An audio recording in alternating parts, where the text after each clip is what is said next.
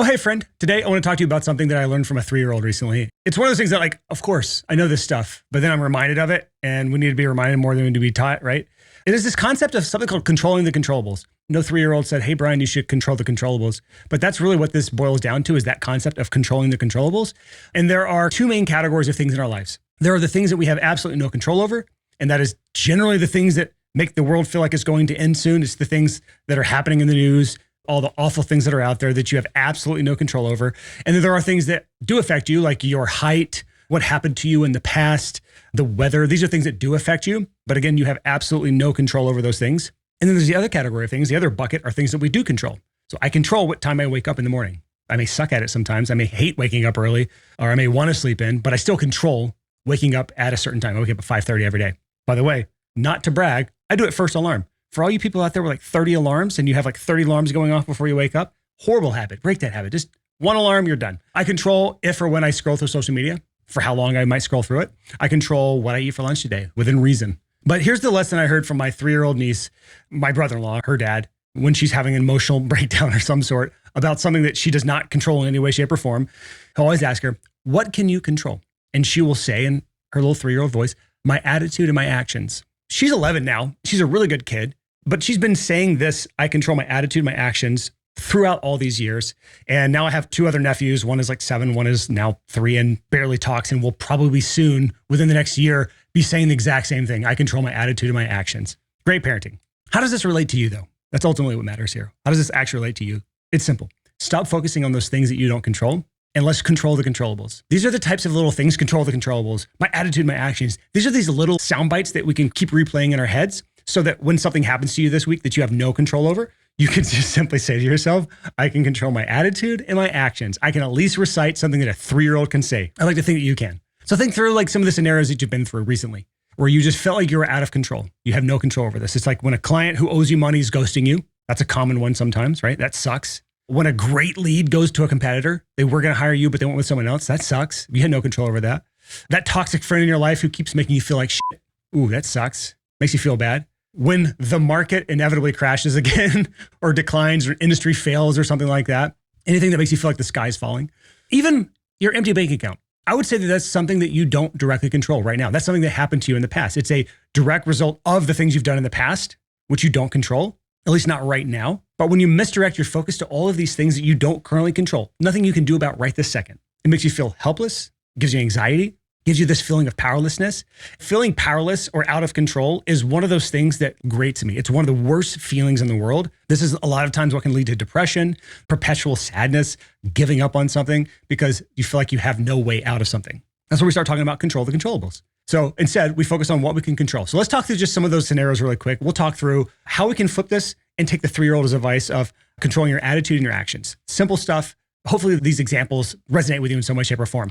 All right, client who owes you money. Some client owes you, let's just say thousands of dollars. It's a lot of money. And then they've ghosted you and you're not getting your money and you feel powerless. You feel out of control. What do you control? My attitude, my actions. What is the attitude now? What do you shift your attitude towards? This sucks, but I just learned a $3,000 lesson, right? This sucks. I learned a $3,000 lesson. Makes it feel a little less shitty. That's the attitude. The action, change your payment policies. You control your attitude. Okay, I just learned a $3,000 lesson. I control my actions. Okay, I'm going to change my payment policies. And what's the new payment policy? It is what I've recommended in this podcast for years now, unless you're a recurring service. We'll talk about that in a second. But for one-time project pay type things, it is a 30 to 50% deposit upfront, preferably non-refundable. That's hard to do if you're not booked solid. But if you're booked solid, high demand, you can do a non-refundable 30 to 50% deposit. And then the remaining balance due on the first day of the project or on the first checkpoint or deliverable of some sort. That could be you mock something up or you do a planning session of some sort. Once the planning session is done, then they pay the remaining balance, but you do not do work that you haven't been paid for. That's really the gist of this here. That's the policy change. And that's the action you can take from that $3,000 lesson. I had to learn this the hard way, much like many other freelancers. I lost out on payments that I should have gotten, and I had to change my payment policy to compensate for that. So that's just one example here. The next one, the great lead you really wanted to work with goes to a competitor. You can't control that. They decided to go with someone else. Maybe you could have done things better, but that's in the past. You don't control it. So instead of feeling powerless, what can we control? Our attitude and our actions. Our attitude should be instead of, woe is me, I'm a failure, I just suck at everything. Instead of that, which you do control these thoughts and these feelings, you can approach this with an attitude of, there's plenty of fish in the sea, just like in dating. When one doesn't work out, there's plenty more that are out there. And what are your actions? Double down on your lead generation efforts. If you are swimming in leads, if you have tons and tons of new inquiries coming in every week, you're not going to obsess over that one that got away. It can still suck, right? Of your dozens and dozens of leads in a month, there could be that one client you're really excited about and it falls through for whatever reason. But when you have dozens and dozens of other leads to fall back on, that's a very good cushion. So it doesn't hurt as much, right? Double down on your lead generation efforts, or for many of you, just go from 0 to 1. Doubling 0 is nothing. Many of you, you're just waiting for clients to magically find you. One finally finds you. You're like, oh my God, this is the best thing ever. I cannot wait. You obsess with this client. You smother them. They decide to go with someone who doesn't seem as desperate. And then you lose out on the one client you could have had because you truly were desperate. So instead of waiting around, we double down on our lead generation efforts, or we start putting something in place to start generating leads that are out there. Now we have a whole series on this, the lead generation series. You go back to episode 325, The Secret to Consistent Clients. It's the first episode in the lead generation series, 325. You can get there by sixfigurecreative.com/325. Every episode, you just go to the number in the URL and that'll take you straight there. But there are like 4 episodes in the series that were all replayed in the last couple months. But again, you control your attitude and your actions. Attitude is there's plenty of fish in the sea. Action is now let's go get more of those. It takes the feeling of powerlessness and put some purpose behind what you're doing. This has been my default response in many ways. Now, obviously I'm not perfect. My God, no. There are plenty of times where I'll just sit around sad, pathetic. And there's been stages in my life throughout that. There's certain things that I react negatively to where I don't control my attitude correctly. But in general, when something bad happens that I don't have control over, I default to this feeling of I have to grasp at something to take action, right? And that can be bad sometimes, but usually it's a good thing because I have to take some sort of steps towards fixing it instead of sitting in it forever. And many people just sit in it. They put themselves in this loop of feeling sorry for themselves, hating what they're doing, telling themselves how bad they are, and their actions reflect that, reacting to certain things coming at them instead of proactively taking actions towards something that's going to be fixing things for the better. So that is why I wanted to talk about this on this episode. So let's go to the toxic friend example where I talked about earlier when we're talking through things you don't control. That toxic friend in your life who makes you feel like shit. I use friend in air quotes here because it's not really a good friend if they make you feel like shit all the time. But toxic friend, the attitude here, when someone hurts you like that, they're toxic, they're perpetually toxic, they're not good for you. The attitude is hurt people, hurt people. And when hurt people try to hurt you, that's not a reflection of you. It's not a reflection of your character, who you are, how you act, how you treat people. It is purely a reflection of how they look at themselves and how they feel and how they currently are. They're hurt, right?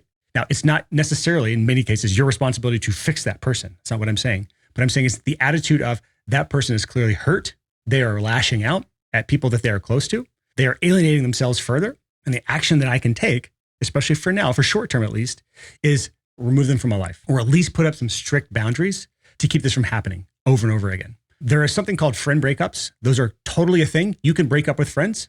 You can remove them from your life completely. And I encourage this in many cases. If that person is in your life, just constantly dragging you down, pulling you back, making you feel like crap, just break up with them. And you can do it in a number of ways. There's like I need to have a talk. This isn't working out. Just like any breakup would go in a like romantic relationship. But there's also just the phasing out of people. You phase out of lives in people's lives. There's people that you didn't want to phase out that you just naturally did over time because that can happen over time. When you don't intentionally pour into something, they can drift apart. That happens in friendships. That can happen in marriages. But then there's people that you should be drifting apart for that you're not. And they won't let go, but you should be letting go. And you can start distancing yourself from them. Multiple ways to do it.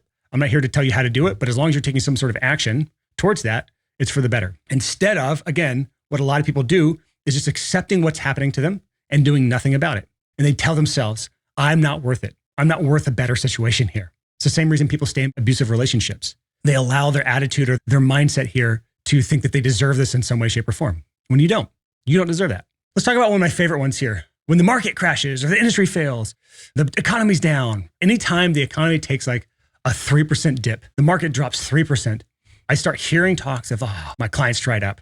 And then I'll start digging into this. I will ask follow-up questions. Just say, hey, tell me more about this. Tell me about your clients. Are they losing their jobs? Like, what is their source of funding? When you really dive into it, their clients are not affected. Their industry is really not affected. The funding sources for the projects haven't been affected. If anything, a lot of times they're spurred on by changes in the economy. And when you bring it all back, they're using it as an excuse for allowing themselves to fail. So instead of saying, this is how it is, I'm just going to let it keep happening to me. Let's think about how we can control our attitude and our actions for this. Attitude, this is cyclical. The economy is cyclical. It goes up and down, all day long, all year long, all decade long. If we want to have any longevity in this, we just have to be able to figure out our actions, which is put our head down and weather the storm or pivot. Those are your two actions you can take. And there's times where putting your head down and just continuing forward makes the most sense. Some people may drop away, give up, and you're better off for it at the end because you're the one still weathering the storm at the end of it. When people come up for air, we saw this in COVID. When COVID happened and a lot of the industries dried up, the people who weathered the storm were doing the best after COVID ended and economies opened back up. People started spending again. The people who were left standing at the end of the day were the ones who were succeeding, who were most successful. And then there's times to pivot, where some people pivoted during COVID or in the Great Recession or in the Great Depression. Who knows? They pivoted back then because their industry truly did dry up. It really wasn't going to come back, or some other thing came up where there's a better opportunity to spend your time. So instead of wallowing in the self-pity here, people who pivot and take other opportunities can be better off after that. Now, again, I'm not here to tell you which one's the better for your situation, but the goal here is to tell you, you control your attitude and your actions. You can control the controllables. You cannot control the uncontrollables. You have no control over the economy. You have no control over a worldwide pandemic, but you do control how you react to those things. Do you weather the storm or do you pivot? Knowing that these things are cyclical means there's cycles. They up and down, they go in and out. You have no control over that. So when the sky is falling, we do not stress out over the things we don't control. Instead, we focus on controlling the controllables. And kind of that last example I gave, your empty bank account, where this feels like it's a controllable, but really it's not because there's things that happened in the past that led you to this empty, broke bank account, right? So let's talk through what we can control, our attitude and our actions when we have an empty bank account. First, attitude. Time to step it up. Rise to the challenge. Things are looking bleak right now. I've clearly not done what I should be doing the last few months, last 6 months, last year. It's in the past though. I can't change that. It's not something I control right now. What I do control is my attitude. I'm going to rise to the occasion. I'm going to change this and I'm going to take actions to change that. And the actions can be any number of things. Spend the first 3 hours of every day fixing whatever was broken that got you here. It could be that you have absolutely no client acquisition systems in place. Spend your first 3 hours of every day working on client acquisition. If you are making good money and you're still broke, maybe you need to work on setting up a budget. Spend 3 hours every day setting up a great rock solid budget, a budgeting app. Work through this stuff until you can reduce your workload to just an hour a day and then 5 minutes a day. And you're able to manage your finances better so you don't put yourself in the position where you're spending more than you're making. I've seen plenty of people that make a lot of money and spend even more money and are still broke. But if you don't have money, you should have time. If you don't have time, you don't have money, you're doing something wrong here. You might be spending the first 3 hours every day analyzing your entire day, your entire week to figure out where's your time going. Are you taking on projects that you're underpaid for? It's time to raise rates. You can't be busy and broke at the same time. But yeah, first 3 hours of every day, maybe you're spending on fixing your lead generation issues, setting up those systems, putting them into place, running them all the time. Sales issues, maybe you need to work on your sales process. Maybe you need to role play with friends, other colleagues on how to actually run a good sales process. Maybe you need to spend a few hours every day following up with leads. Maybe you need to spend a few hours every day, just short term, to fix your fulfillment issues so that you can take on more clients in less time so you're not busy and broke, right? You control all of these things. But do you notice the difference when I'm talking through this versus I will just wallow in my self-pity, the sky is falling, I have no control, I take no ownership. When you're focused on the things you don't control, you don't have to take ownership of it. It's honestly easier. That's why so many people are willing to just complain about the economy, complain about the president, complain about X, Y, and Z, things that you really have no control over as an individual, things that you absolutely don't affect in any significant way, but you want to complain about because it makes you feel better about it. It takes a lot more work to focus on the things you actually control because you have to take ownership of these things. There's a book, Extreme Ownership, Jocko Willink. I read it years and years ago. I honestly don't even remember the specifics of the book, but at the end, I do remember the feeling of wanting to run through a wall. Here's what I mean. The book is all about every single problem in your life or in your business is something that ultimately is on you to take responsibility for. If something breaks in your business, it's your fault. You have to take ownership of that. If an employee does something wrong, it's your fault. If your inbox is empty every month, you take extreme ownership of that. When I say run through a wall, I just mean like it encouraged me to just challenge myself, to try to see to break through a wall. Probably a terrible analogy. You see what I'm saying here. But it's challenging to go from this extreme avoidance to extreme ownership for many, many people. I probably already lost you by here if you're that type of person. But when I talk about an episode of taking control of the controllables, that feels bad for a lot of people. They don't want to do that. Let me shift gears here a little bit and just talk through a couple small areas that I focus on, control my controllables. Again, I'm not perfect here, but there's a few things that I control that really affect my life in a positive way, that set me up for success. And the first is I control my routine. I have found that I thrive in a routine. Ask my wife, ask my dad, ask my mom, ask my friends, anyone close to me. I thrive in a routine. And it's because in a routine, I've eliminated many of the external factors that can affect me in a negative way. When I control my routine in my environment and all the things within that every single day, I'm able to get more done, be more productive, have a better attitude, eat healthier. When I'm outside of that routine, I'm less productive. I have a worse attitude a lot of times. I'm eating less healthy because I'm outside of this little bubble I've created for myself. Now, there are pros and cons to this, but when I can set up this little wonderful bubble of routine in my life every day at home, I have much more control over the things in my life that are going to give me the outcomes that I want. Another one that kind of goes along with the routine is I control my phone. I could be home sitting here in my wonderful little routine bubble, but if my phone were on all the time, I would get constant pings from my team because I've got 7 full-time members now on my team, 7 full-time staff, a bunch of other contractors. I'd have pings on my phone from Slack or texts, social media things coming in all the time, coming at me, pulling me out of my routine, out of what I've deemed as important because their agendas have shown up on my screen. So I keep my phone on Do Not Disturb because I control that. I have no control over people contacting me, but I do have control over which apps are on my phone, what notifications get shown, if anything. But my phone is on Do Not Disturb 24/7 because I found controlling that helps me in a lot of other ways. It helps me by not having my phone vibrate all the time or my Apple Watch vibrate. There was one day, just for fun, when I was on vacation, I turned my phone off of Do Not Disturb, and the amount of vibrations my Apple Watch gave me for notifications was jarring. There's people that are actually just all day long, their Apple Watch is vibrating. That's terrible. But when it's all off, my brain can slow down, focus on the things I care about. I can focus on the tasks, projects, or whatever I am focused on to push my business forward.